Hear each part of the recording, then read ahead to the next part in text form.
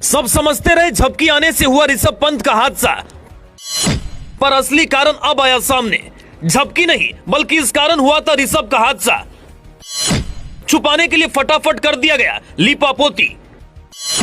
VVIP हुए इस बार शिकार तो हरकत में आ गई शासन प्रशासन।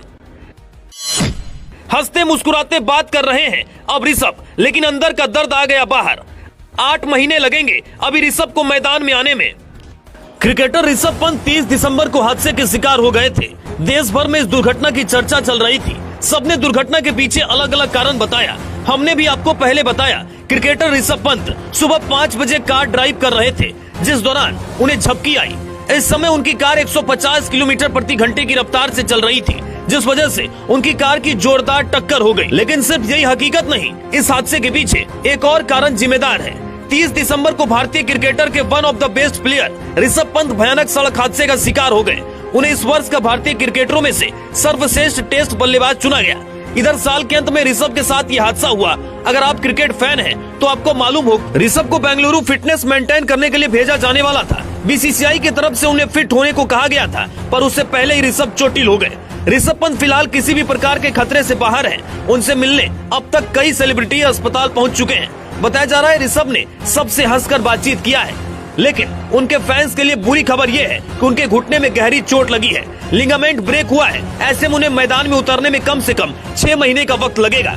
ऋषभ विकेट कीपर भी है। एक विकेट कीपर को बार बार घुटना मोड़ना होता है। ऐसे में उनकी वापसी में फिलहाल लंबा वक्त लगेगा। वो दिल्ली कैपिटल्स के कप्तान भी है। उम्मीद कम है ऋषभ पंत इस बार आईपीएल खेल पाएंगे। दिल्ली कैपिटल्स को अपने लिए दूसरे कप्तान की तलाश करनी होगी। बीसीसीआई की तरफ से कहा गया है ऋषभ स्वस्थ है, जरूरत के हिसाब से उन्हें विदेश भेजा जा सकता है। ये हुई ऋषभ पंत के स्वास्थ्य से जुड़ी जानकारी। अब जानिए उनके एक्सीडेंट के पीछे की क्या थी वजह। जहां तक दुर्घटना की बात करें तो ऋषभ दिल्ली से रुड़की जा रहे थे। इस दौरान वो खुद कार चला रहे थे। सुबह 5 बजे के करीब उन्हें हल्की झपकी आई। आसपास धुंध भी थी। उनके कार की टक्कर हुई और कार में आग लग गई।